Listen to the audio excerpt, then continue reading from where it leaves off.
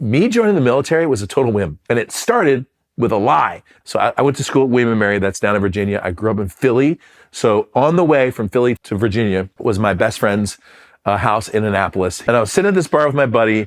I'm ashamed to admit that I drank too much that particular night. And I was just sitting there having a conversation. And this guy walks up to me. At the time I had short hair. I was a baseball player. And he goes, I know who you are. You're Marine Special Forces. He literally said, like, you're Marine Special Forces. And I had drank enough that I was like, yes, that is true. And he started asking me questions and I started answering him questions. And for about 30 minutes, I'm just making up stories about a branch I don't even know about. The next day, I'm back at school and I'm talking to a friend of mine. And I said, hey, I was at this thing last night. I was talking to this guy and he started asking me about going to the Marines and stuff. And as I'm talking to this guy, he looks at me and goes, it's crazy that you mentioned that because I'm actually going tomorrow to talk to a Marine recruiter because I'm going to go and be in the infantry. And I was like, you know what? I'm going to go with you, Murph. His name was Mike Murphy. He said, I'm going to go with you, Murph. So the next day, I walk into the cafeteria. Right outside the cafeteria is this Marine standing there. He's got these crazy looking blue pants on with a red stripe down the side. He's got a khaki shirt. None of this outfit matches. He has all these medals and ribbons and stuff like that. I mean, it's very strange. And I walk up to this guy who was a Marine recruiter. He was a captain. His name was Captain Timothy Florian. I still remember this dude's name because he's the one that got me in the Marine Corps. He looks at me and he goes like this. And he snaps and he points at me and he goes, hey, you ever want to fly airplanes? And the moment he goes, hey, you ever want to fly airplanes?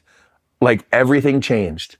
I was like, yes, I've always wanted to fly airplanes. And he said, listen, there's a program in the Marine Corps called PLC where I can guarantee if you pass certain tests, I can guarantee that I can get you into flight school. I can't get you guaranteed into airplanes or fixed wing or rotary wing. All I can do is guarantee that I can get you into flight school. You're on your own at that point. But if I can get you in that program, would you be interested in going to the Marine Corps?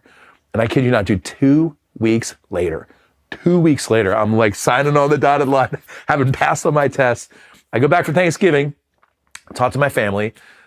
Keep in mind, my family doesn't know anything about the military. The only person who had ever been in the military in my family was my grandfather and my great uncle. And I'm breaking it to my family over Thanksgiving dinner that I'm about to go in the military, and they were not happy.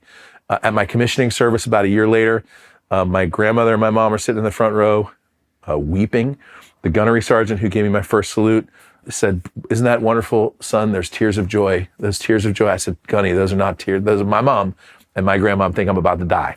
And that was literally my first entrance in the Marine Corps. And it all started with a story back in Annapolis that wasn't true.